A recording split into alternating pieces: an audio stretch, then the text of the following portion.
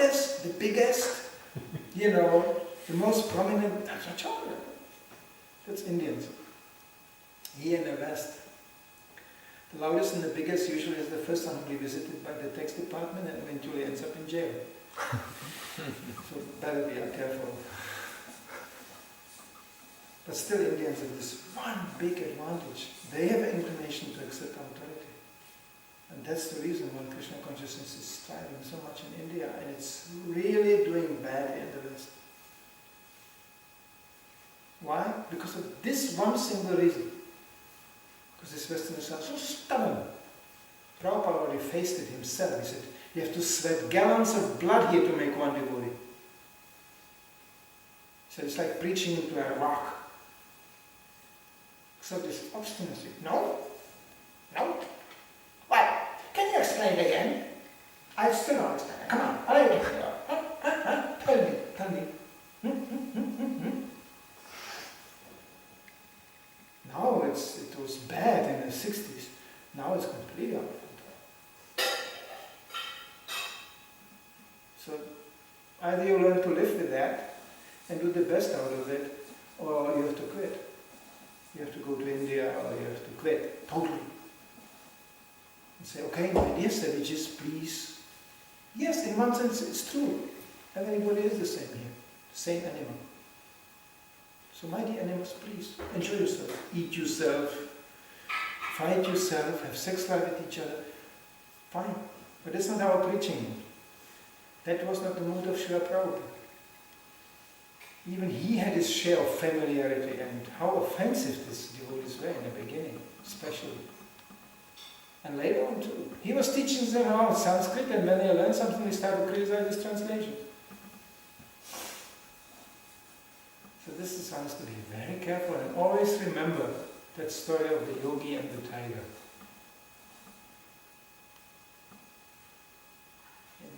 The yogi and the mouse. The mouse came to the yogi asking, please help, you are such a powerful yogi. Can you bless me? And the yogi said, what do you want? What is your problem? Well, I always have this cat behind me and it's chasing me all the time. When you are a powerful yogi, can you turn me into a cat? And the yogi said, yeah, why not? Here, you are a cat. So the mouse became a cat.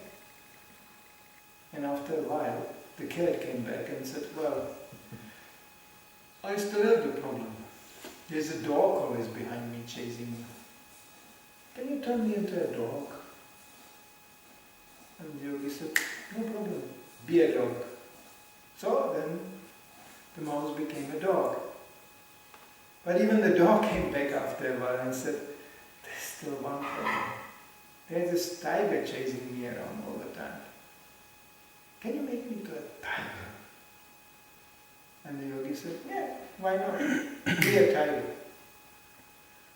And the tiger was sitting next to the yogi, big, heavy tiger. And he looked at the yogi, was licking his lips. And the yogi said, what? You want to eat me? And the tiger said, it's actually a very tasty yogi, Okay, be mouse again. And there he was again.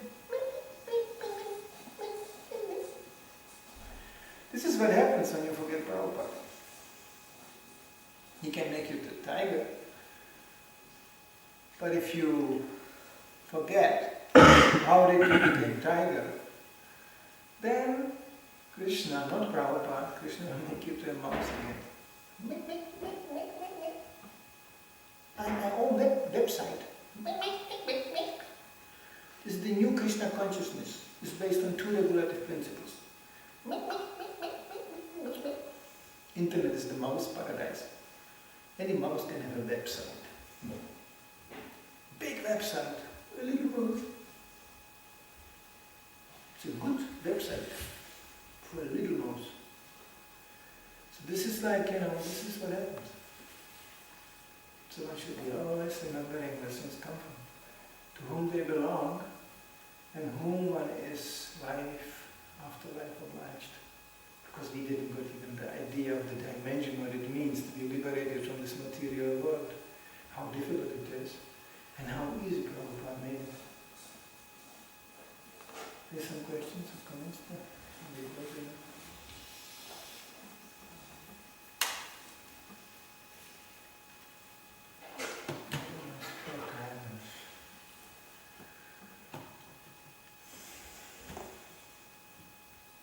Yeah?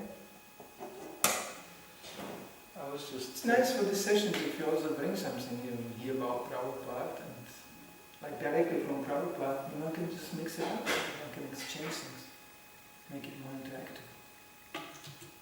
Huh? Sometimes we also hear some nonsense, that's also good to correct. Prabhupada said, well, man, he didn't. Huh? You said that the best thing to study Srila Prabhupada is to read his life, read his books. Yeah. So, but what about, of course we do that also audio. What do you think is it the same, to study the books and to listen to his lectures? It is the same, but when you listen to his lectures, you will realize he wants you to read the books. The books are the most profound and deep basis to learn Prabhupada. But listening to him, yeah, of course, it's the same, especially his lectures, it's the same.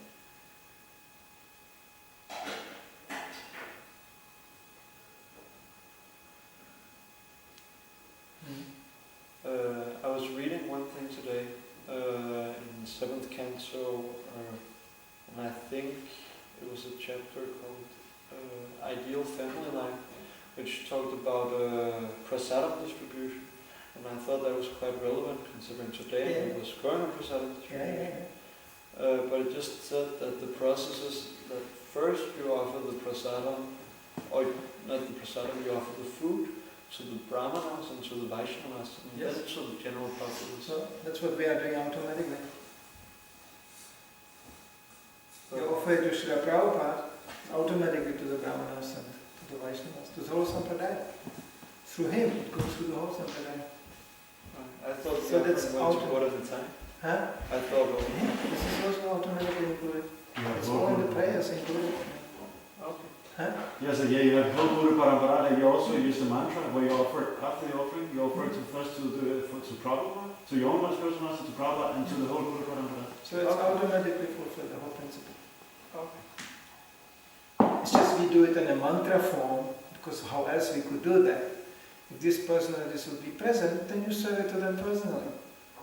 But we do, via the mantra. That's the understanding. Huh? What? It was just maybe I thought a practical application that afterwards it was also offered. Your how to say approval was asked.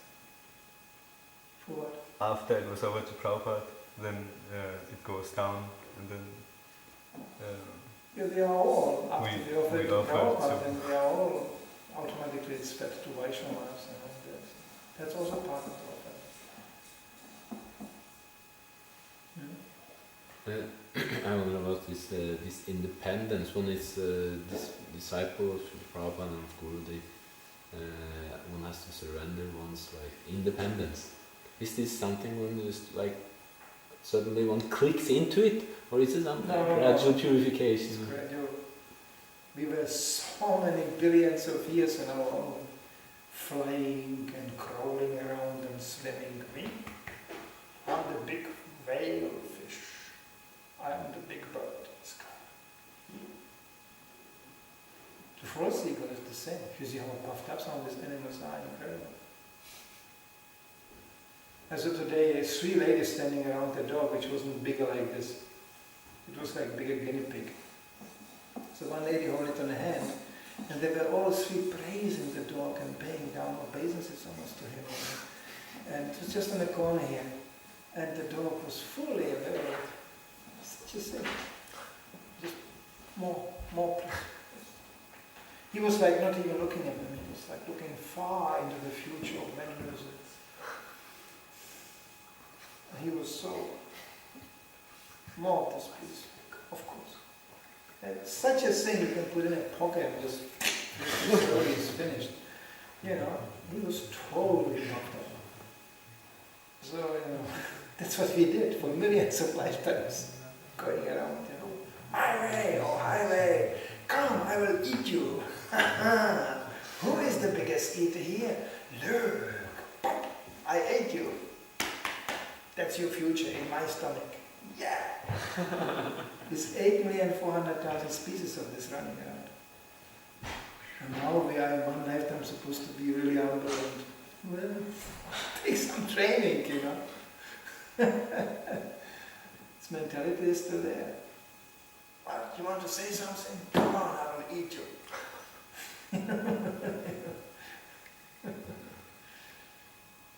And you see when you go in Sangita how puffed up they are. Just pushed through the shopping street helplessly. Just the senses rolling around. Everything is for sale. It's a new trick now. It's like they are selling out non-stop Copenhagen. It's just a joke, it's just a sign, sale. You cannot be non-stop on sale. But they just put it there because they know that people are captured and attracted. They go sale, and they get stuck. There's a victimized on every corner. But puffed up like hell. So that's training, yeah. That's what we are doing all the time. Yeah? There's also just a small point about the offering to the brahmanas in this first step. Even also after the offering, it is like the Mahaprasadam goes in the prasadam room, so anyone can take it before we distribute it. So even that way also, it's also... Yeah, it's Krishna consciousness means like Prabhupada. He made his grand offering to Krishna and he became part of his offering. Used to be a standard in all days, Rajasuya Yagya means that the most dominant king, you know, he organized the biggest sacrifice on the whole planet for the pleasure of Krishna. There was a whole system how to involve others. Therefore it looked like some imperialistic conquest. But it wasn't. They had even a system, there was, I heard, that there was a horse, special horse going ahead, accompanied by the elite troops of generals of that king, like Maharaj Yudhishthira or Maharaj Parikshit or whatever. And that horse had a plate, carried a plate. Here comes the horse of Maharaj Yudhishthira. Please generously donate and take part in the Rajasuya sacrifice of Maharaj Yudhishthira. And if the king of the particular kingdom, they entered the border, they crossed the border, and the king was going, what horse? What Yudhishthira? I don't know, what a king here. Then it came to the first combat with the elite troop. And then that didn't work, then came the whole army. And finished him off. Therefore even Julius Caesar up to these days, this whole conquering thing was actually preaching. It was a mission, how to cultivate and engage these nations in higher sacrifice. Of course by that time it's completely perverted, but the original system is there in the Vedic culture. It's the reason why Prabhupada said it's not going to preaching just take place just by, of course the followers of Lord Chaitanya are just preaching, but Prabhupada said in an ultimate sense, when Krishna consciousness is sufficiently established, it's going to be also preaching at gunpoint. Yeah. Of course we don't preach this because it's completely irrelevant now to our lives and to ISKCON as such. It's not a shooting movement. But Prabhupada said the culture you represent, yes, will be the same thing. Hare Krishna, yes, no. You know, it's going to come because anything in the world, substantial changes, political and cultural ones too, are achieved by the gun, by the way. Battles, including Kurukshetra. Without Kurukshetra, they will still sit there, these puffed up demons, and going, ah. So Krishna said, okay, we try to talk to them, it doesn't work, so they have to die. And just recently, in the last 100, 200 years, what you see have changed in Europe was only due to the wars. The wars brought about these changes. Of course, down, not up, because it was demonic wars. After every war, the society emerged even more degraded. The values were taken down even more. Until the First World War, it was still something there, the church and principles. And after the First World War, it was such a shock for people to see this technologically supported slaughter. And it's going, cannot get worse. It got worse in the Second World War. So Prabhupada said, only combination Brahmana and Kshatriya works. Besides that, and then he said the hidden revolution is through the books. That's where people start to understand things, those few. But Buddhist devotion is so wonderful that it prepares simultaneously, even they don't understand, it makes them pious and favorable in prasada. This is all just, even they don't understand just the fact they got the book. It washes away this stubbornness, this arrogance, this sinful resistance. It softens it up. Yeah. You can also see this quite vividly when people they are giving some donation. Then if they give you one coin in the hand, then the next one becomes more easy.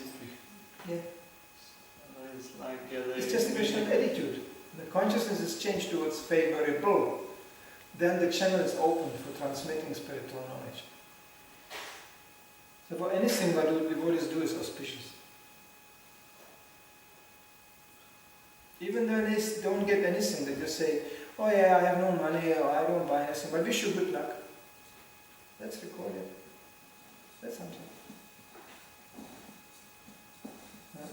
Is it even also just the fact that they see the book or they see the picture, like Krishna on the book? Any contact. Yeah.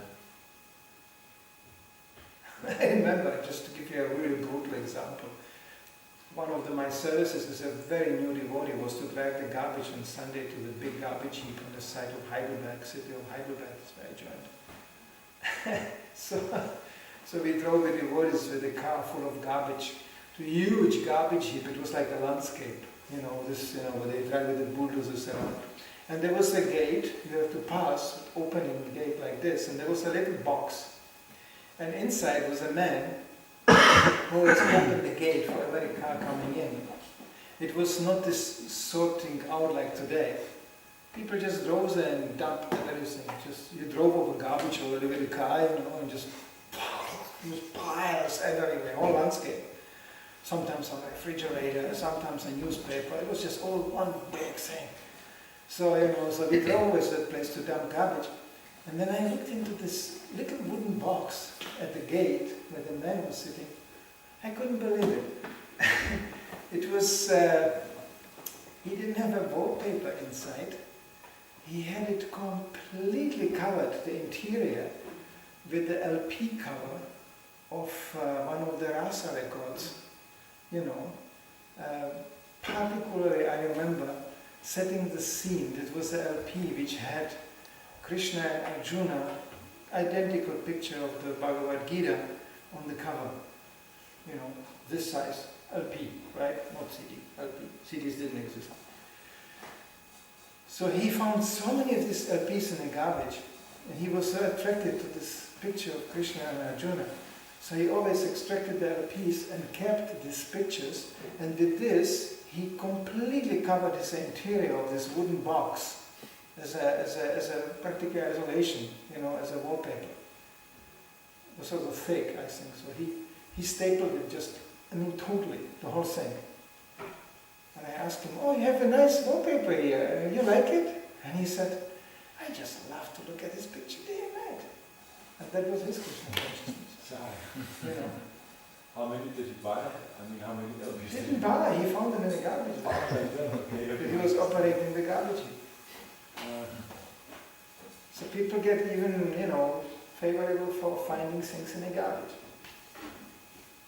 It's not our business to think about these things. If they read it, throw it, or do anything with it. Okay, I give you an example. My wife bought a house which was 12 years abandoned, standing in the middle of Skåne, an old farm, big farm, which was then bought by two Polish ladies who never lived there. And it was just, but they had some kind of intellectual retreat there. So there was a whole loft full of these boxes with books from the 60s. All this feministic literature, obviously women, and lots of the 60s. It was like a library I would encounter in the 60s. It was banana boxes just full loft of this. Didn't took long when I was throwing these books out and burning them. I found 2 Upanishads, One Easy Journey to Other Planets. How did these books got in the middle of Skåne in some abandoned farmer, place? And they were still there. So Prabhupada didn't establish the policy of book distribution, which was later on sometimes advocated. We should not go out and harass people on the street with the books so indiscriminately. We should follow the intellectual people and be addressing really people who can know the value of these books and they can understand. This was not the policy Prabhupada gave. Prabhupada said there is whole book larder full. As a matter of fact, you know what he said? He said the temple should be so full of books that devotees have no place to sleep. He said they want some place to sleep, they have to distribute some books. And give them out. Just out. Anybody, indiscriminately, just give it out. Because he knew when you spread all these seeds, tons and tons, then the chance is increasing that some seeds start to sprout. And sometimes the seeds are just, not sprouting now, but they will be sprouting later. When the circumstances change, becomes more favorable. We were just out now, came back. Very late, we started. I met an Icelandic guy. He had the easy journey to other planets. Icelandic guy. He had an easy journey to other planets in Iceland, but he met Kesava Priya earlier today, who gave him an easy journey to other planets. And because he found in there that the author also wrote, Easy Journey to Other Planets, so he definitely wanted that book also. So then I met him, and he took a Bhagavad Gita also. Tonight it was dark and on the walking street.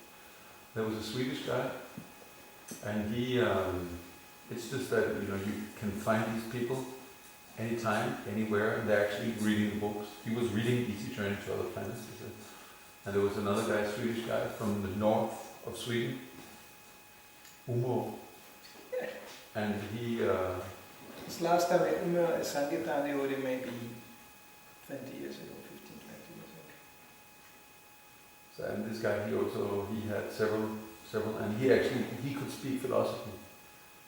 He accepted, when I came with arguments, he was trying to speak a little Bhagavad Gita, but when I stated the real text, he surrendered. He accepted it. Like this. So he took a couple of books also. So, these books are there.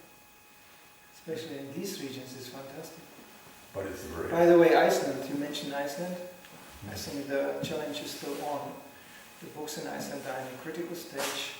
Last time I heard, stored in some previously favorable gentleman's place, an artist who is not willing to store them much more. It's well there. Anytime a mission to Iceland to distribute books would be highly appreciated, because you cannot take them out of Iceland and bring them back to what? I mean, what do you do with Icelandic books here? There's quite something there. I think a few pallets of books there. Small ones. Briad Bano is the address to ask. He was the regular missionary, and then Nikalananda. And Sadhguru, I think he went there last year with some brahmacharis. Some brahmacharis from Germany went there, three persons, went there and distributed for a month. That's...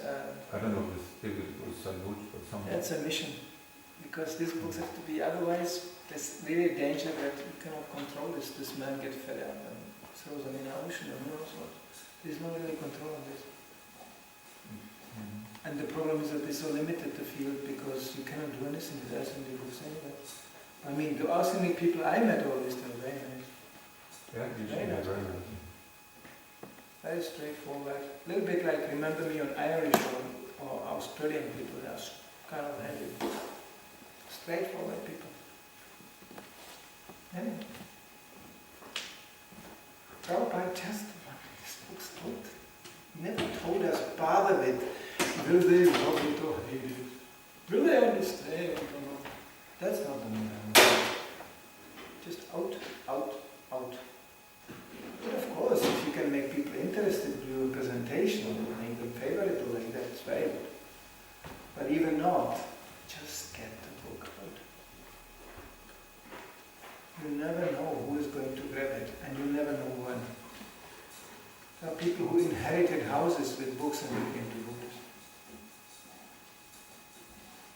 I mean, the most extreme story I ever heard was the story of two hippies, or in the early days, that was still the first edition of Bhagavad Gita. So what they did, they had a very favorable hobby, which is quite Danish. They used to go on a weekend to some cabin in the mountains, yeah. This is a story Soda Swami told me.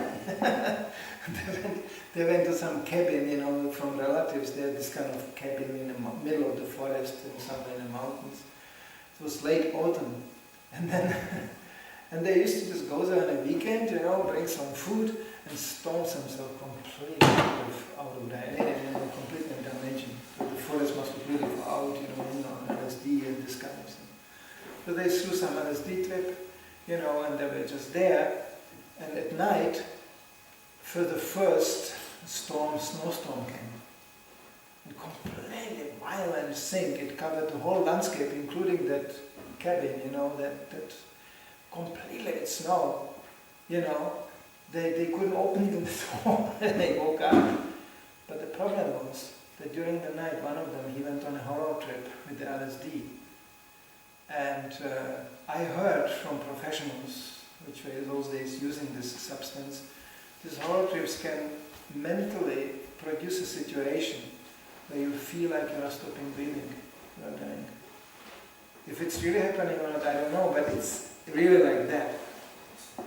So he, in the middle of this trip, started to panic, and so I'm dying, I cannot breathe.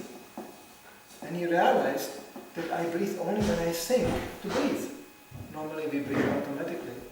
But he realized, when I stop thinking, I stop breathing. So I have to go consciously. When I forget it, I stop breathing. It sounds like LSD. Isn't it? It sounds like LSD or something. I tried it.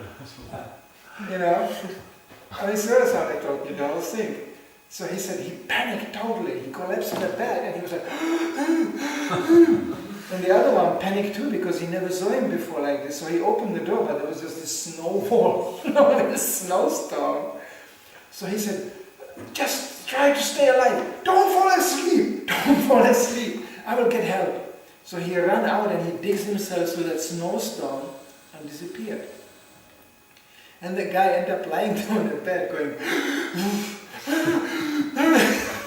panicking totally. And then he said, after a while, of course, he was getting tired.